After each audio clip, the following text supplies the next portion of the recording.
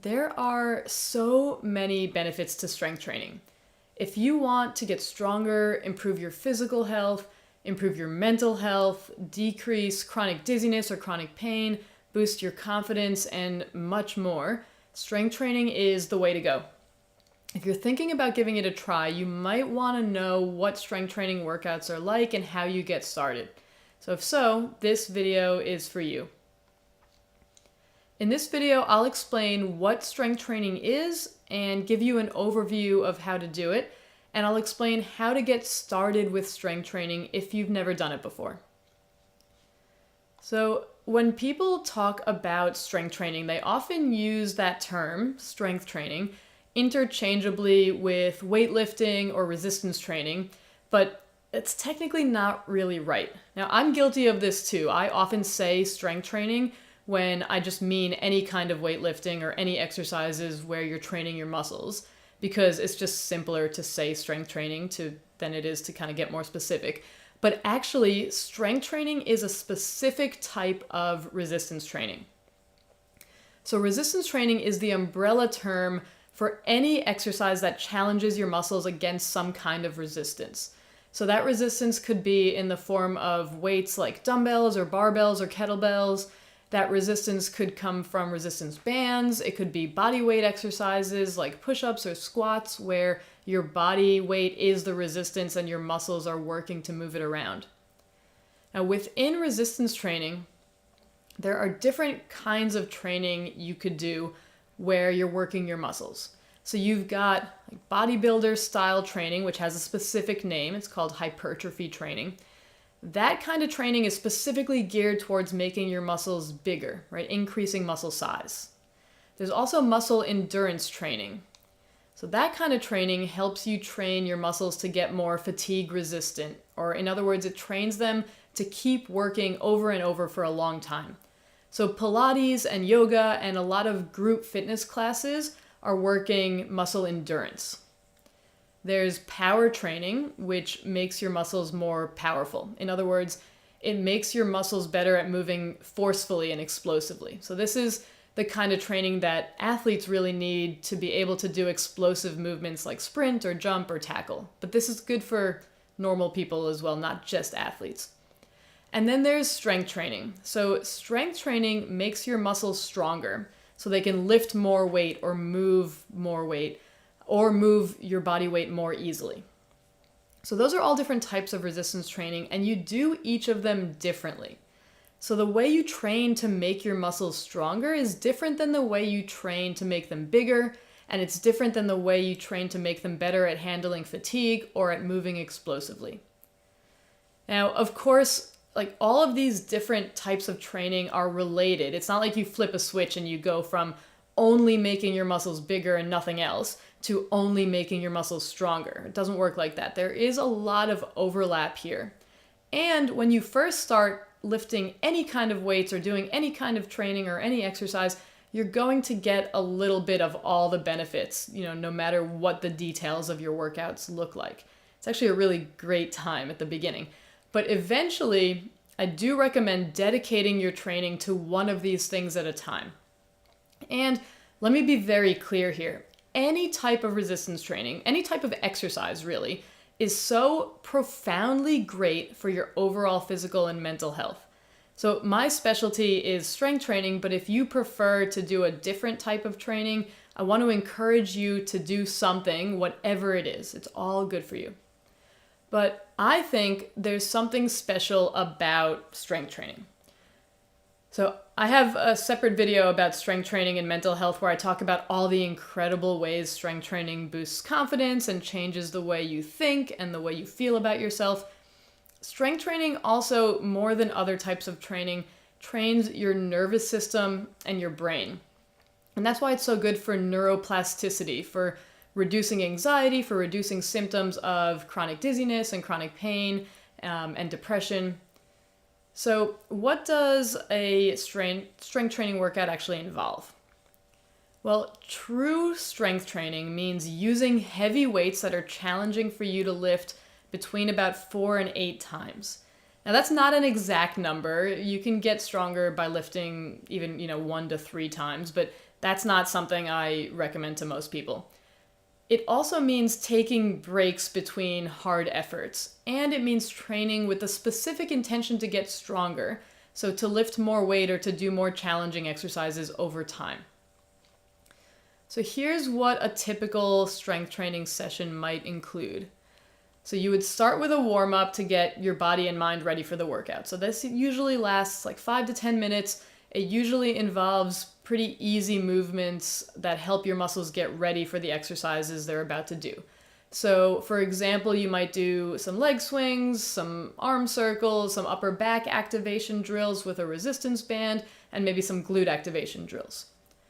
Then you would get into the main exercises. So when I program a strength training workout, I include 5 major movements. So a push, a pull, a squat, a hinge, and a core exercise.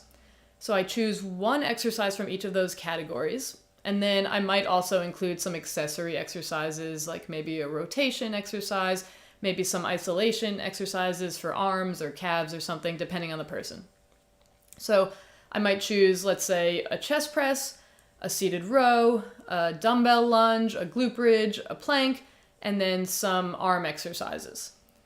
Now, I usually arrange them into supersets, which is when you pair 2 exercises together and you alternate them. Now, supersets aren't right for every person and every goal, but they're usually a pretty good fit for most of the time. So, a full workout might be a warm-up, and then you do a chest press and a glute bridge, again, alternating them in a superset. You do 3 sets of, let's say, 6 to 8 reps. Then you would move to your dumbbell lunges and your seated rows, again, alternating them, 3 sets of 6 to 8 reps. Then you might do a plank, and then you might do bicep curls and tricep extensions. And then you would do your cool down. So again, in this case, you're doing 6 to 8 chest presses and then straight into 6 to 8 glute bridges. You're resting for a minute or 2, repeating that 3 times, and then the same with the next pair of exercises and so on. Now, a weight that is very challenging for 6 to 8 reps, like in this example, is going to be pretty heavy, right? Now, how heavy it actually is depends on the person and on the exercise, right? Heavy it's a feeling, not a number. So for some people in some exercises, let's say a 10-pound dumbbell might be very heavy, and for someone else in that same exercise, they might need a 50 or a 60-pound weight to make it heavy for them. Now, since safety is always our top priority, and so you don't want to be jumping straight into heavy strength training right away, right? Strength training is not a dangerous thing to do. I want to be very clear about that. But you do need to work your way up to it slowly and smartly. In fact, I usually take at least 3 months, often longer, before I get someone to start lifting heavy. So if you want to get into strength training, but you're just starting out, you're not really sure how to get started, here's how I would recommend that you do it. So the first thing we always want to do is build a foundation of good movement patterns and a baseline level of strength. So that means learning how to do the exercises properly with good form and getting your muscles and your joints used to lifting weights. So the best way to do that is actually to use light weights, so you can really focus on moving slowly and getting the form right and feeling the right muscles working. And you're going to want to have lots of opportunities to practice each exercise, so you want to be doing a relatively high number of repetitions at the beginning. So for these reasons, I usually start people with 12 to 15 repetitions of each exercise.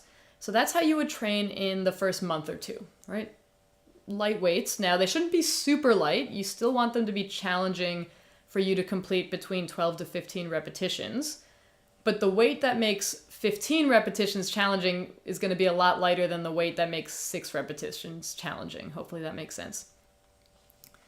So you're going to basically choose, let's say, 2 exercises from each movement category. So again, that's a push, a pull, a squat, a hinge, and a core exercise. You're going to do 1 from each category in one workout, 1 from each category in another workout, and then you alternate those 2 workouts. Generally, I recommend 2 to 3 sets of 12 to 15 repetitions for each exercise. You can get benefits from as little as 1 set per exercise if you don't have a lot of time, but 2 to 3 is usually better. You want to be working on that for at least a month or two consistently. And then once you feel really comfortable with those exercises and those weights, you know your form is good, then you can start to increase the weights and do 2 to 3 sets of 8 to 12 repetitions for each exercise. So now the weights are getting heavier, but you're doing less repetitions. Now that's important from both a mental and a physical perspective, right? We want to set you up for success. So when you do increase the weights, you're still able to handle them because you get to do fewer repetitions. This stage should last, again, at least another month or two consistently until you feel really, really confident that you can do these exercises with good form and with those heavier weights. All right, so now we are at least 3 to 4 months in. Now, if you feel comfortable and confident, you can start to increase the weights again and do 6 to 8 reps. And that's strength training mode. That's true strength training. If you want to take longer before you make the weights heavier, that is totally fine, right? Sometimes it takes people 6 months or 9 months or a year to be ready for heavy weights. Again, 100% fine. Sometimes there are certain exercises where you should keep the weights light if you, let's say, have an old injury or something, or if you have some equipment constraints. In that case, it's okay to go heavy on some exercises and lighter on others. And this is a long-term process. It's really important that you take your time with it. And if you're being consistent, you'll still be getting a lot of the great benefits as you prepare for lifting heavy weights. So this is what strength training is and how you get started. I hope this was helpful, and good luck.